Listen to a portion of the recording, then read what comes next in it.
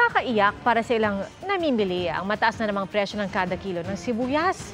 At ang mungkahi tuloy ng grupong Sinag, maximum suggested retail price din sa sibuyas para maawat ang taas presyo. Nakatutok si Darlene Kai. Nakakaiyak maghiwa ng sibuyas. Pero si Janice, di pa man naghihiwa, naluluha na raw sa presyong 180 pesos per kilo sa Kamuning Market sa Quezon City. Kaya iilang piraso na lang ang binibili niya. Paisa-isa na lang, di ba?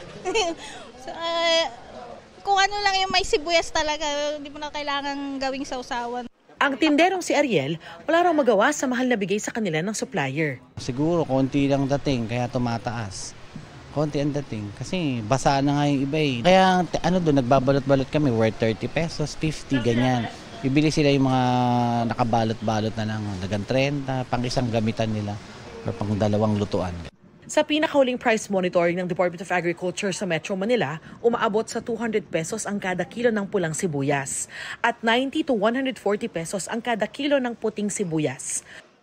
Malayong-malayo sa sinasabi ng mga magsasaka sa Bungabo, Nueva Ecija na farm gate price o iyong kanilang benta na 60 to 80 pesos kada kilo sa pulang sibuyas at 48 pesos sa sibuyas na puti. Kung paano sa Manila, baka naman yung mga nagbebenta ron, super naman yung nagiging dagdag nila patong. Kwento ng isang onion farmer doon, hindi ganoon karami ang kanilang pananim at naantala pa ang anihan dahil nasira ng sunod-sunod na bagyo noong isang taon ang mga pananim. Yun pong mga pananim namin na dapat sana ay aanihin namin ng mga last week ng January, siguro po mga first week ng March na. Sa Cebu City, tig 200 pesos na ang kada kilo ng pulang sibuyas at 130 pesos ang kada kilo ng puting sibuyas. Sa Batangas galing ang kanilang supply.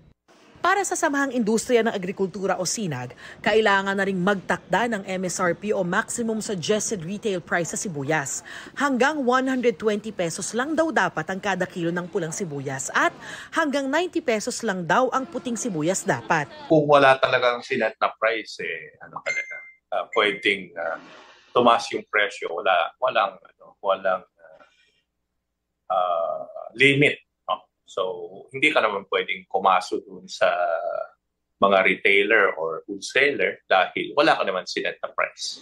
Kinukuha pa ng GMA Integrated News ang panig ng DA tungkol dito. Pero dauna na nilang sinabi na inaasahang pababa na ang presyo ng sibuyas sa mga susunod na linggo kapag dumating na sa palengke ang mga inangkat na sibuyas at dumami pa ang inani ng local farmers. Para sa GMA Integrated News, Darlene Kai, Nakatutok, 24 Oras.